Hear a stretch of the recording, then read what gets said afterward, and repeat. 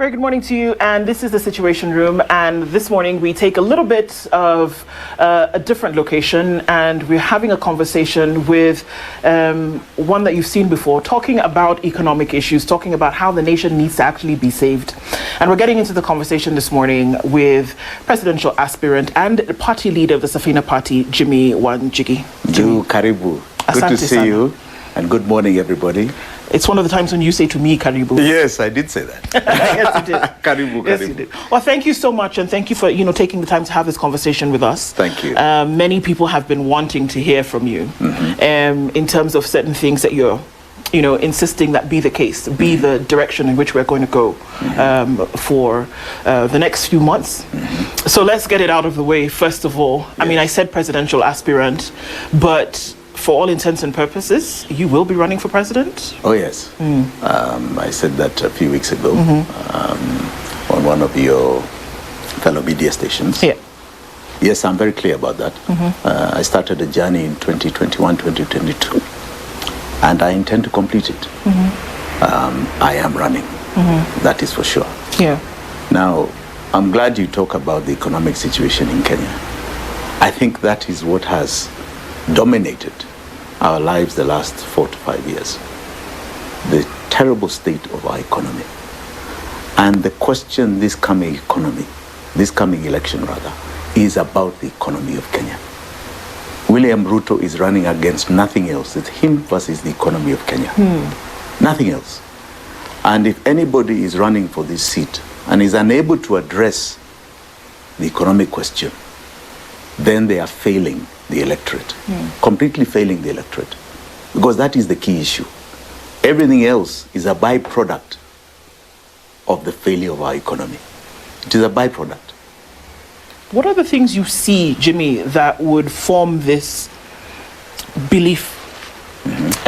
It's not just something that you think about, but that you've been speaking about for a very long time. Yes. What are some of the indicators that you see within Kenya that would then inform this decision? Oh, straight. You've seen unemployment. You have seen the lack of productivity.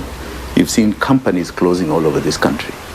You've seen the lack of opportunity in every single home. You've seen the high cost of taxation and the tax. Now everybody is feeling this tax burden.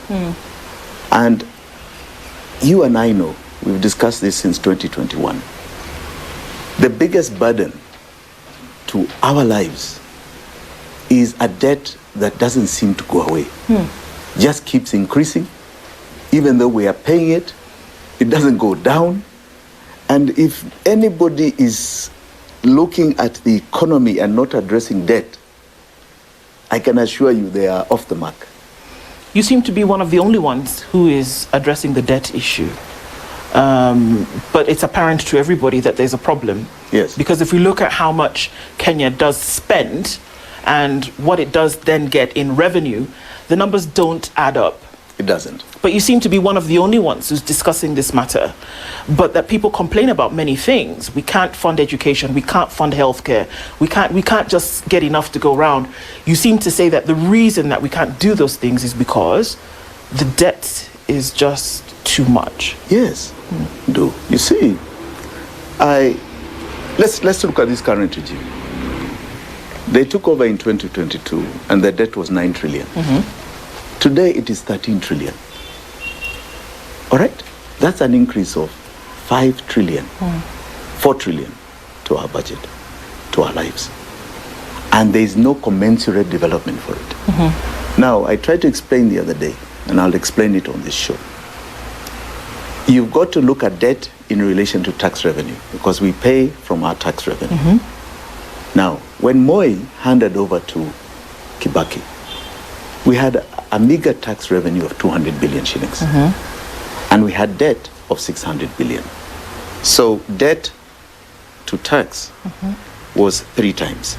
So 200, 400, 600. Right. That ratio was quite heavy. You must remember that at the time we had a negative GDP of 1. Now, when Kibaki handed over to Uhuru Kenyatta, he handed over a tax revenue of 1 trillion. 1 trillion shillings. And revenue sorry, a tax revenue of 1 trillion and debt of 2 trillion. So it was 2 times. He had reduced the ratio. Okay? Now, when President Uhuru handed over to President Ruto, he had taken debt to 9 trillion with a tax revenue of 2. That is 4.5 times. More than. Right? Now we have a revenue, as was shown the other day, of 2.6 trillion. And we are at 13 trillion. We are now at 5 times. More than 5 times now. Now, the biggest burden of that is how much of our revenue we are using to pay debt. During Moi's time, he had renegotiated the debt, and he had 30%. He had gone to Paris Club in 1995. So he had 30% of the 200 billion going towards the payment of debt. Kibaki, with his brilliance on the economy, had reduced that 30% to 18% of his tax revenue, right, going towards payment of debt. So he had a leeway of almost 72%, right, that he could fund his budget. In fact, there was a point where he was not even borrowing. Then you come to Uhuru. Uhuru handed over to William Ruto 65% of his tax revenue going to debt, from 18 to 65. Now, when you're looking at tax revenue, as was gotten this last financial year, the tax revenue did not exceed 2.8, and 2.6 has gone. You're now at 81%. They try to bring in the A&I as part of it, but we are very suspect of those figures. Now, if you're looking at that, we are 81%. How are you funding recurrent expenditure? Well, let's break it down a little bit. When we talk about 80%, essentially what we're saying is that for every 100 shillings, because let's understand it, like 81 shillings goes towards debt repayment. So you're left with,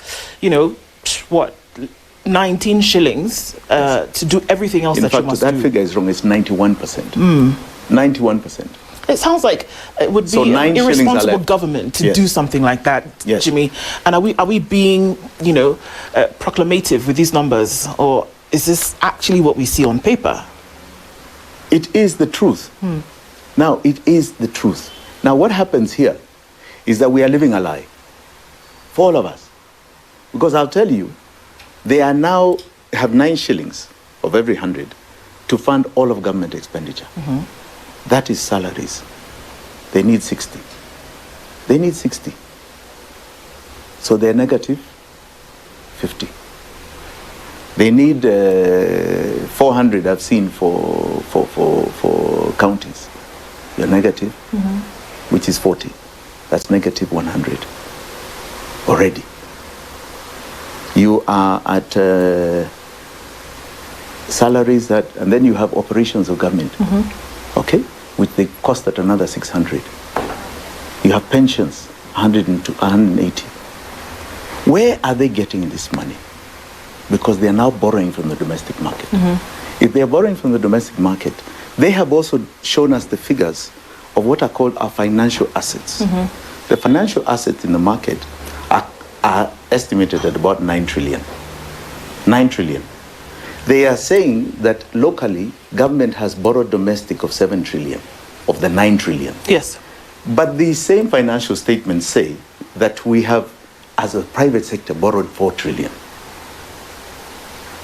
9 trillion, 7 trillion, but 4 trillion, that is 11. So where is this money? Where is 2 trillion? Yes. Okay. If the debt on the books, which interestingly enough is 7 and then trillion, private sector 4, what is this domestic? Where is this money? Where is this? What's the difference between 7 and 4 and that's 11? And you say our assets are no more than 9 trillion. That is 2 trillion. We don't know where they got it from. It doesn't make sense to us.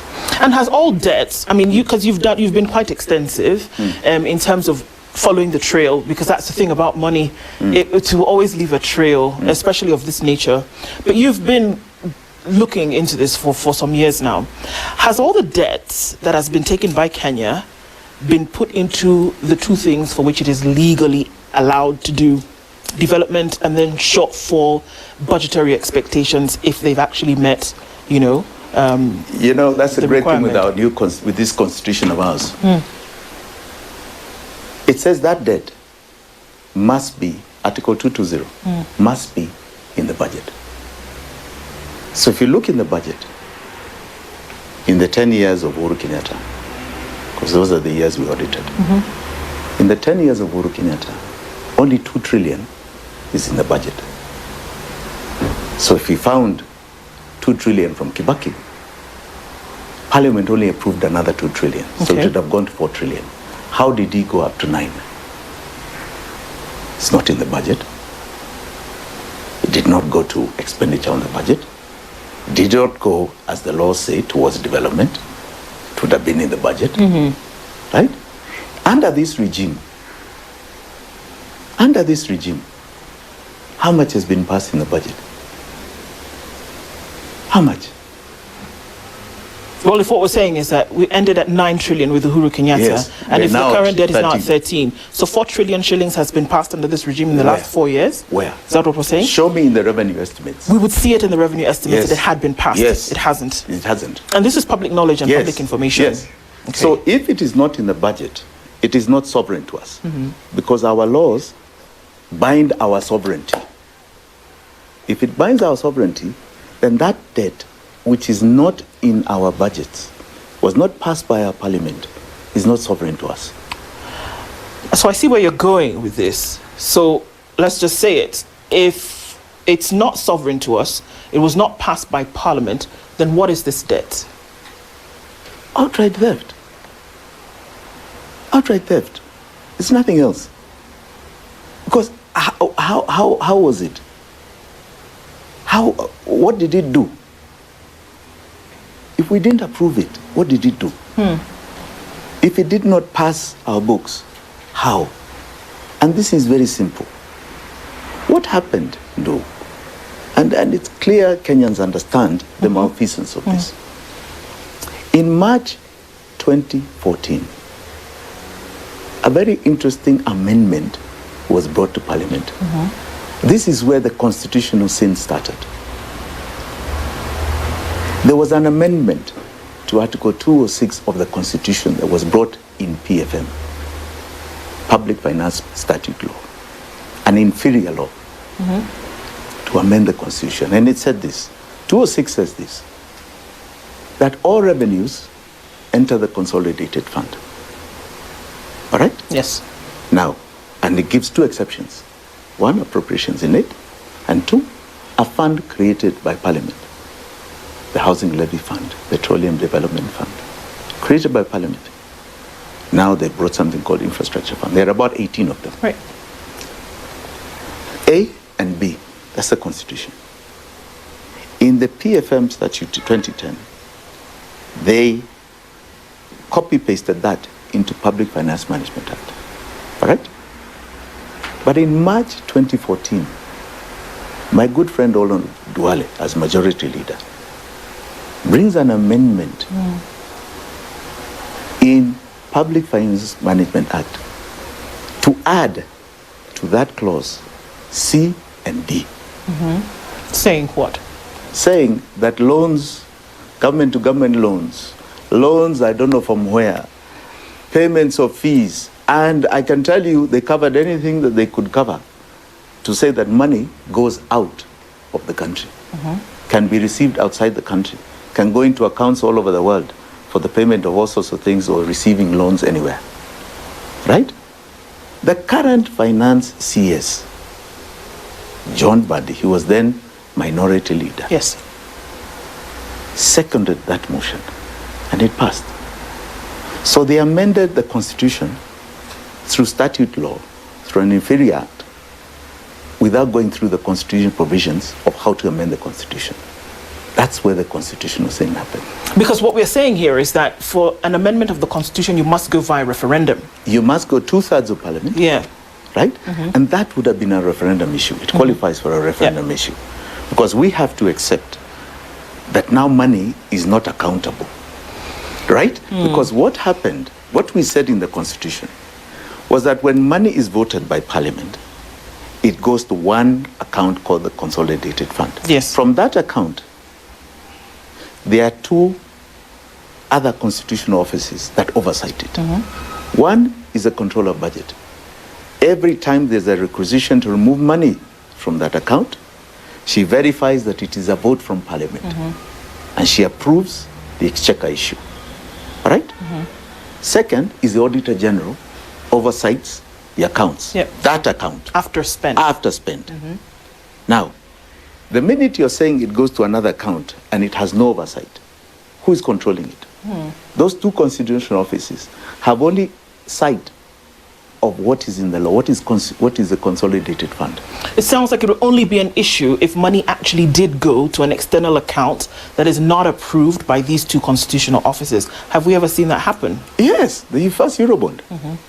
The first Eurobond that was taken soon after this amendment. It's your assertion that that money never hit the shores of Kenya?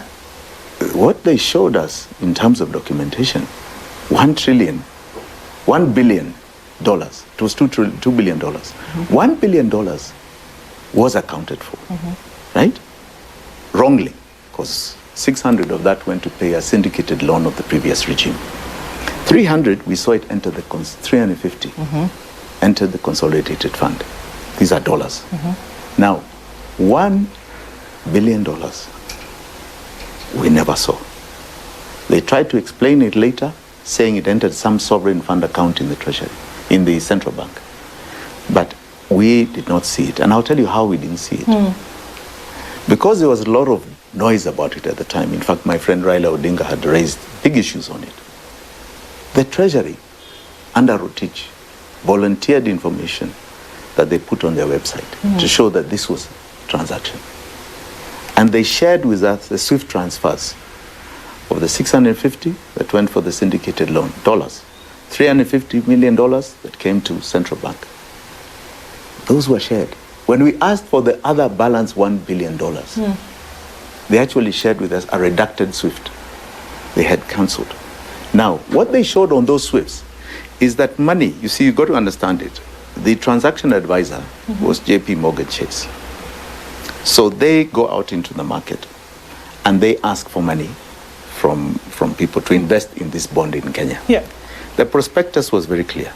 It said various development projects in Kenya, and it was signed by Rutich. That was the prospectus document. Okay?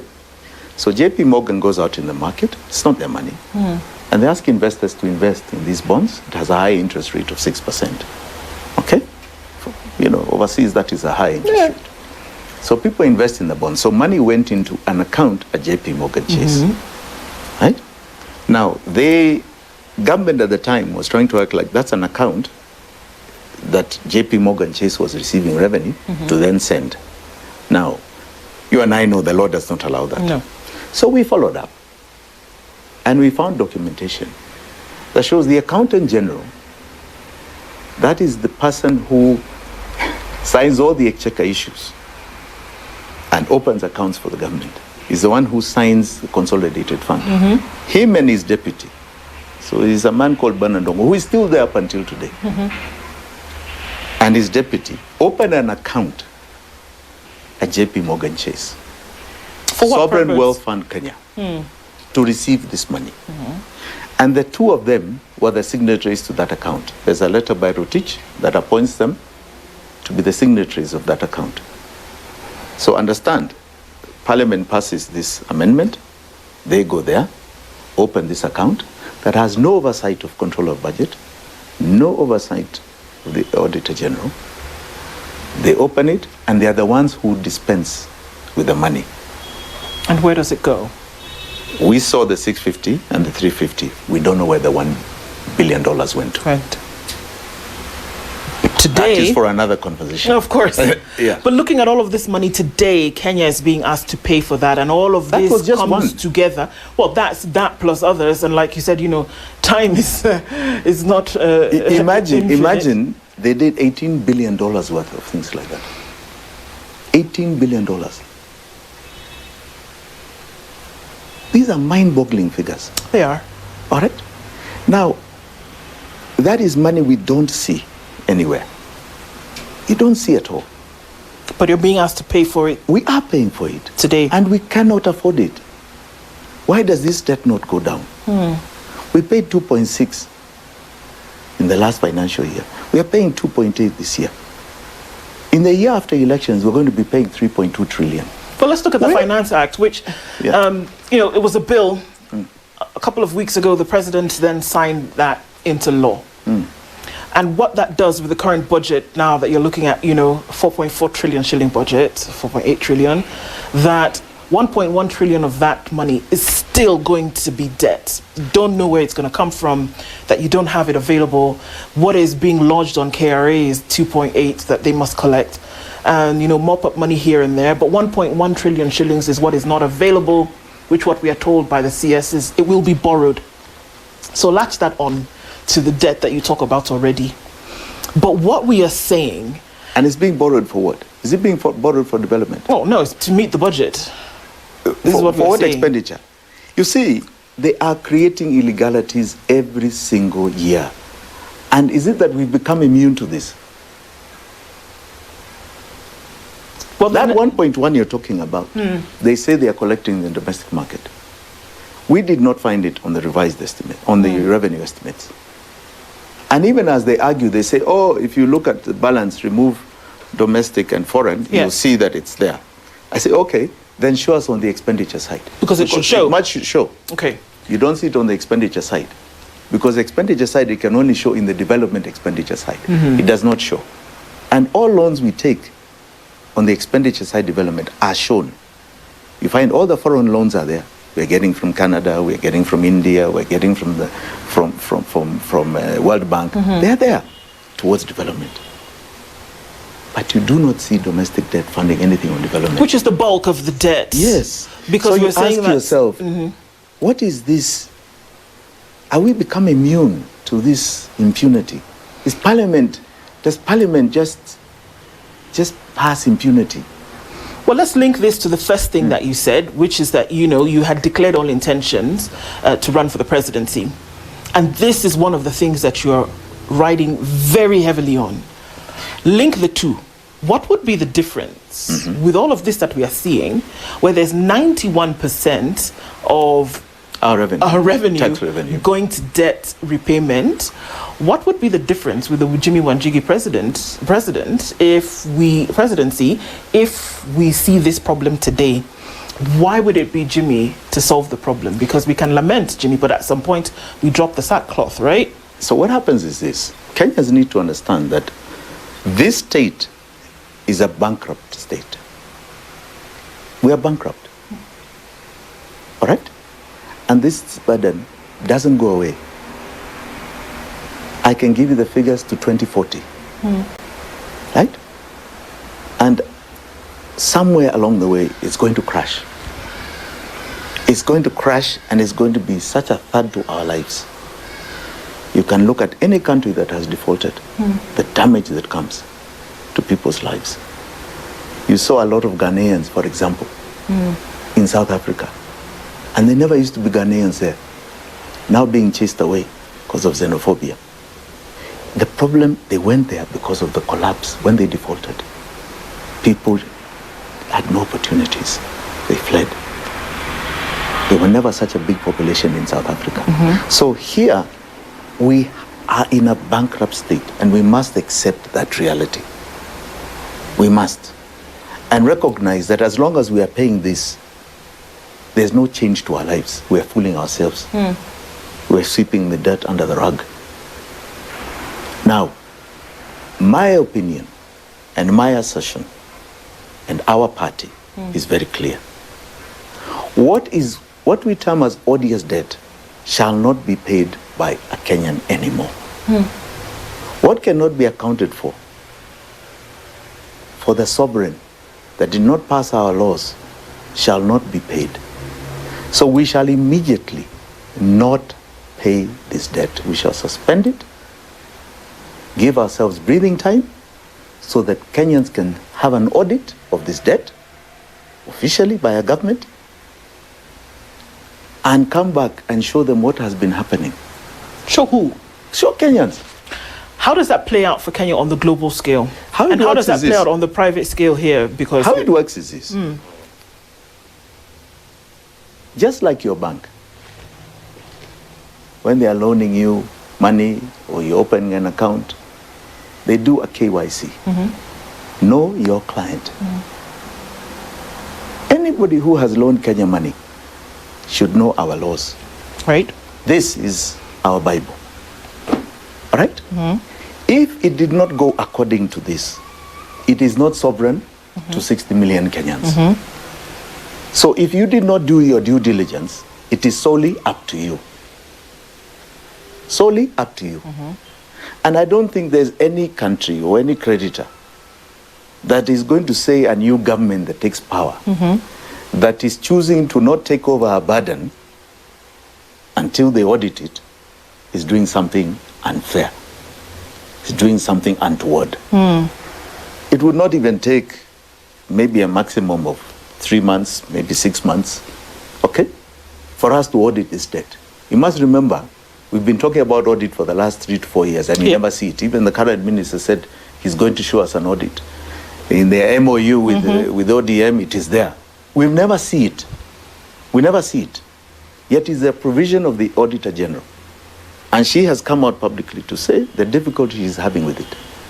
Now, we never see this audit.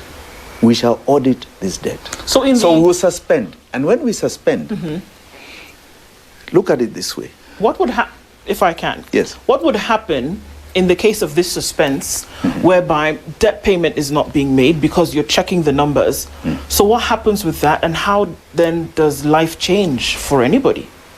Well, it means immediately for Kenyans, that money which was going out becomes available for their lives. All right? So if 3.2 was going out in the year 2027, 2028, if that is the amount of debt going out, it's now available. If it's 2.8, it's now available. Right? Doesn't that mean we can fund our entire budget without borrowing? But look at what we're adding. We are saying that we have what is called a FIST agenda. The FIST agenda has 5 items. That's why we call it FIST. We shall not pay ODS debt, which means we have enough money available for education, from primary school to high school to Tibet. We've costed that at about 300 billion shillings. It's available from the taxes that you pay. Right? We are saving 2.8 to 3.2 trillion. Right. It's available. We've costed, in fact, the government has costed universal health care. I saw you extensively talking about it the other day. Yeah. It's 180 billion. Okay? That means we have availability of 180 billion. No Kenyan shall pay from their pocket. Sure. Your ID will guarantee you free medical care. All I know we need to do is probably reinstitute a new ID so that they are digitally accessible. Three, and this is very important. One of the biggest burdens to the cost of our lives has been VAT. Has been VAT because it cuts across all goods. We intend to remove VAT, scrap it, and introduce a 5% sales tax. 5% sales tax, no more VAT. Which means that Kenyans have a saving of about 11%. Okay. Right? On the cost of goods. But the most, also another carrot, is that now we are not going to borrow from the domestic market. And we are going to sit down with them about their debt. We're going to talk to them. We're going to ask them whether they followed our laws. And we have a plan for them. We have a plan for them. Right? That is going to benefit 60 million Kenyans. Not the few that have been extracting from us. So the idea is that so that means that you don't borrow. Domestic banks should be lending to development. Development. That is the law. So if they are lending for something else, that's not the law. That is not the law. That means we are not tied to paying it. And I think you need to understand, domestic banks, it's our money that we have given them to as deposits. They then loan us back as a taxpayer and then take interest from us, from our taxes, to pay them and make huge profits. Look at the 10 biggest companies in Kenya, profit-wise. 8 are banks. Only 2, Safaricom and East African Breweries, are separate to that. 8 are banks. From what? How are banks making money and everybody here is struggling without money? So there is an issue here. There's a big issue. So we are saying that now that government is not going to be borrowing from them, all right? People can access capital at very low interest rates. And that is the goal. Because we need to shift. We need to shift the economy. It sounds like it might be a little bit more tricky. It sounds like you just would want to just come and switch off the lights, Jimmy, and say that, consolidated fund, the first charge of the consolidated fund will no longer be the first charge on the consolidated fund, and that we can just change things like that. It sounds like it would be a little bit of a tricky thing to do. You see, the first charge on the consolidated fund, by the way, there are 3 items. Debt on one line. It's not that it's one below the other. It's debt, county, pension. All on one line. So that is the first charge. How many people say pension does not come? How many people say counties do not receive their revenue? Okay, on time. So government already has breached that law. Okay. So when you come to debt, you are saying we must be allowed time to audit this debt. Okay. Okay? Before we accept its liability. So you're not saying that we're not going to pay the debts. What you're saying is that we want to ensure that, kind of like what everybody's doing with committees in the last few years, let's ensure that this money is actually owed for the purpose for which it was borrowed in the first place. You see? Or are you saying let's not pay at all? I'm saying we will not pay what is odious to us. What is not legal to us, we will not pay. But the 13 trillion shillings that you speak about is not all odious. No. Okay. Show us where it is here. And take note. Take note. We have paid how much money towards debt? That's the debt side. But look at how much we have been paying. Up until Uhuru left, we had paid 5.6 trillion. Right? Up until now, we have paid a similar amount. So 10 trillion has been paid, but you still owe 13. More than 10 trillion, and yet we still owe 13. So this is where the bells are ringing in your head, and you're saying that there's a problem here. Huge. Okay. Now, let's put some of these things to bed, Jimmy, because you know what the chatter is about. You must have heard it. You don't live in isolation. That this gospel, according to Jimmy, of how odious debt must be gotten rid of sprouts from a personal issue that you have as a business person who was not allowed in on certain projects. And so that's why you have a little bit of a vendetta. Let's deal with that issue and just say what the issue is here. That does it come from a place whereby you're very concerned about what is happening with Kenyans and saying, you know what, this cannot be the case, or you know what, I'm going to point out these things because I was left out of a particular business deal? Okay. I think that is very misguided. There was a lot of propaganda, especially in the previous government, that Jimmy is annoyed, Jimmy is supporting Raila Odinga, Jimmy is raising all these things because he didn't get the business deals, he didn't get this, he didn't get that. This is total rubbish. Total rubbish. I helped that government come to power. I helped that government come to power. I had no MOU about business deals with that government. No. We were doing something phenomenal at the time. We had just come from clashes in 2007, where brother killed brother in this country. We had never seen it before. Right? Neighbor was killing a neighbor. We had never seen it before. 1,400 people had died just out of an election process. We were healing the nation and ensuring that it does not happen again. Because there were two communities that were in the forefront of that fight and had been for some time, government spurred. But that time, it was like it was an organic hatred. And we knew that if those two communities stop fighting, this country will stop fighting. It will not be brother against brother again. So we were healing the nation. And I think we did a good job. I don't think we've seen that sort of thing since 2007. Right. The community is fighting community. Brother is fighting brother. What you're now seeing are goons and all this is organized payments from a government. But this other thing was so tumultuous. You know, we like to forget, but it was horrific. We watched it. Innocent people, preachers, mothers, children,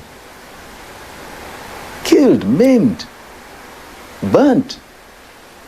It was horrible, displaced from their homes. People are fleeing even to Uganda. I mean, we've never seen that in Kenya. We like to forget, but it was an amazing moment in our history. Now, we were healing that. So if some of us were keen on putting the two that were seen as the forefronts of it, right, who are being charged in the ICC, to heal this process with communities, I really think people should look at it that way. It had nothing to do with deals. It was something phenomenal that was done.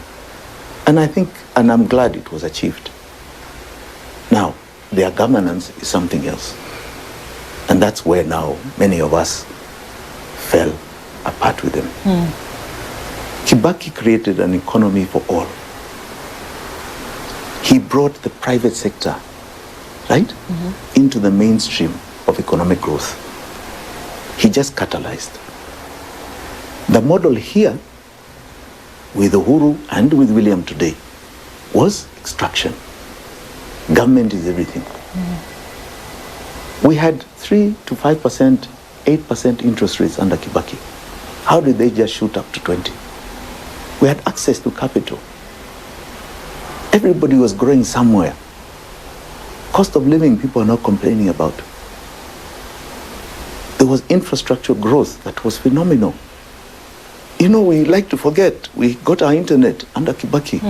Fiber optic cable. Look at what he created. The media, when did it become free? How many radio stations opened up? TV stations opened up. He opened it. That's how he took revenue from 200 billion to 1 trillion. But now we became an extraction economy. Government is everything. And money was sapped from our taxes. Money was sapped from our banks. And that model was the model we saw under Moi. Right? It reduces us. And it was the model I disagreed with. Only to find, when I was running for presidency in 2021, 2022, I said, you know, anybody who is going to be CEO of this country, just like if you're taking over a company, you must know the accounts. So, we audited, did a massive forensic audit. It had nothing to do with anything. We had a feeling, because we were looking at this tax burden on taxes, the debt burden on taxes, that there's something going on here. Let me tell you, there's one project that everybody says I was upset with. It's called SGR. Yes, the SGR, that has come up quite some, Yes, I was a founder of that project. We began pushing that project in 2008 with the same company, China Road and Bridge. And the conclusion of it was that we were going to do it private. So for about 55 billion shillings, we were going to do the rail from Mombasa to Malaba, private. In fact, we had a return on investment of it of 7 to 8 years. All right? We're just straightening the line, heading into SGR standard. We're not going to the civil works of up. And, right, we had a PPP model with Kenya Railways. Because we were taking their land, they were going to have a share of the company. Okay. Right? Now, it changed and morphed into a project of 380 billion for the first phase, Mombasa, Nairobi. From 55 to Malaba. 380 billion from to Mombasa Yeah, to Nairobi. And then another 180, right? To Naivasha. Naivasha. Now, let's just say it's 120. So 500 to Mombasa. I mean to Naivasha. So 500 billion, okay, for that short stretch. Have you ever seen the end of that line? You should see it. In this so-called Duka Moja. Right. You will get the shock of your life. It just stops. It stops. In fact, now there are people who are farming all over. Yeah. It's actually shocking to see. Okay?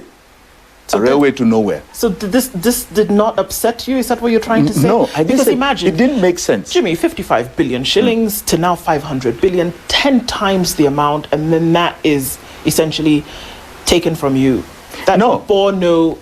Look at it this way. Frustration. It was on the your model. part. It was the model. I was upset with the model. Okay. Right?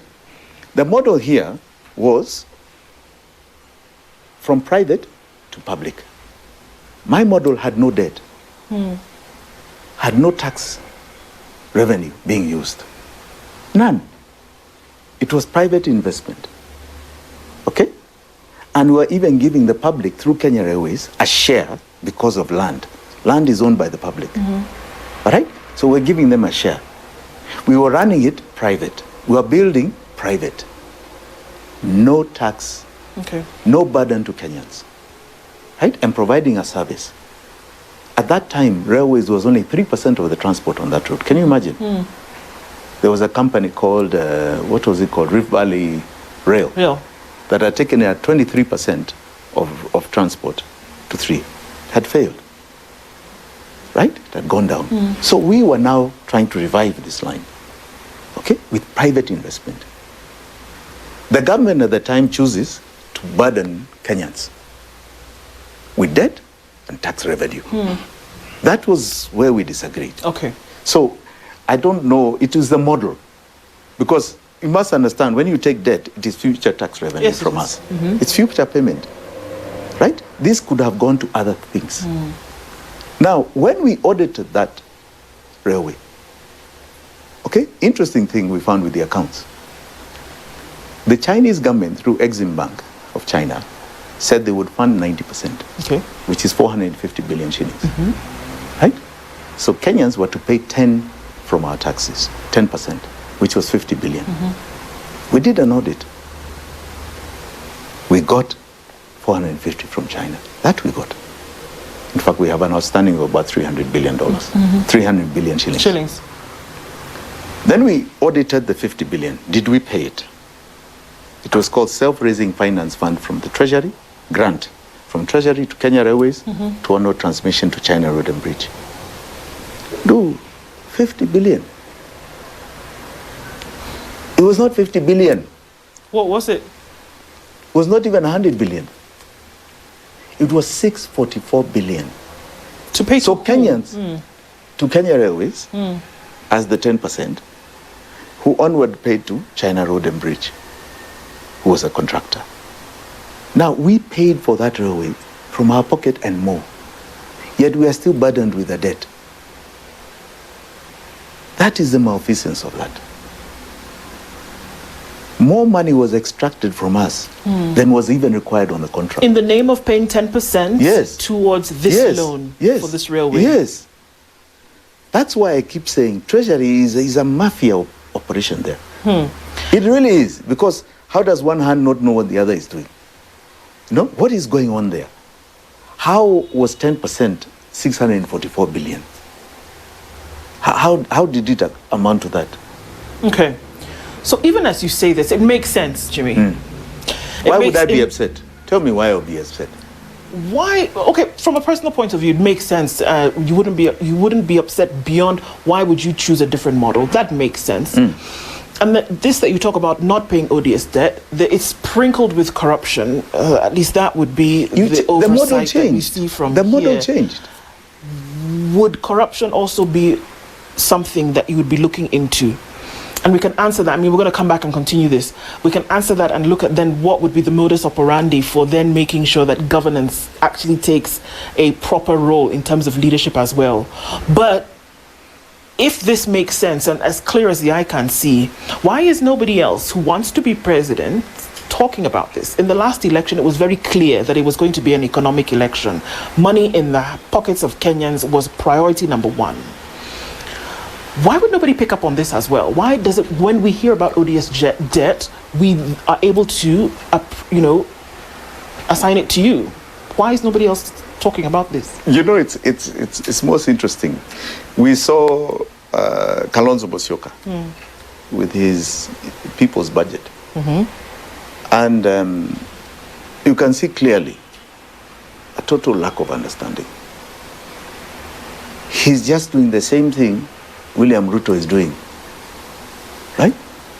The same thing. And you're expecting a different result. It's like they don't understand it. They don't, many people, by the way, do not understand government money. Even people in government, they do not understand it. People who've been elected. You've seen, even the finance bill in 2024, even this one, how many people could articulate provisions of the finance bill, right? They do not understand. Our parliamentarians who are supposed to oversight, government itself and people who've been in government a long time, do not understand the money aspect. They think it is just there and it's available and we just keep doing. They've not understood the model. This model is very simply an extraction model. And it was started in pre-colonial time, in colonial time. Right? I've told you before on your show that we were colonized by a private company. Imperial British East Africa is who colonized us in 1920. Their watchmen became the policemen of Kenya, right? To deal with outsiders, right? This was a company that came to extract from Kenya. That model did not change at independence. Government is seen as an extraction. Today, many people think you go to government to make money, right? You don't make money in the private sector. So many people do not understand government money. So when we are talking about this, you find, ask my fellow competitors, what do they understand about the numbers in Kenya? Ask them about where is the budget, 220. Ask them about revised revenue estimates and expenditure estimates, what it means to them. You find they don't know. So people just keep doing the same thing, and you expect a different result.